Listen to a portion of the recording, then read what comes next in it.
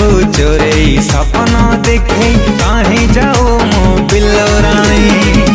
बिंदी लगे कि कजल लगे करियो ठातोर नाली नाली एते सजाई जाओ छुरी कही जा थरे आलन खरी एते सजाई जाओ छुरी कही जा थरे आलन खरी मन कुचरे तो मीठा कथा गजरा गभाबाली मो गजरा गभाबाली गजरा गभाबाली मो गजरा गभाबाली गजरा गभाबाली मो गजरा गभाबाली गजरा गभाबाली मो गजरा गभाबाली।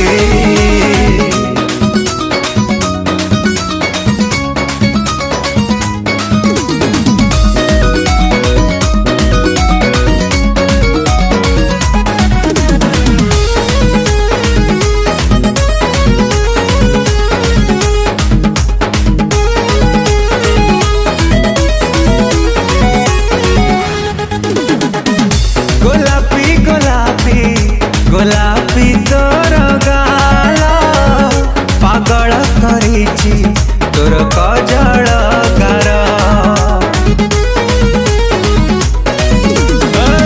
गोलापी गोलापी गोलापी तोर गाल पागल करिछि तोर कजल गार।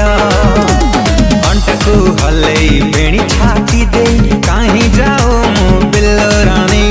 अंटकू हलई बेणी छाती दे कहीं जाओ मो बिल्लो रानी।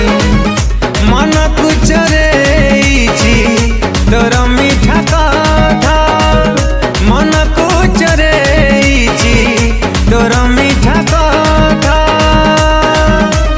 गजरा गभाबाली मो गजरा गभाबाली गजरा गभाबाली मो गजरा गभाबाली गजरा गभाबाली मो गजरा गभाबाली।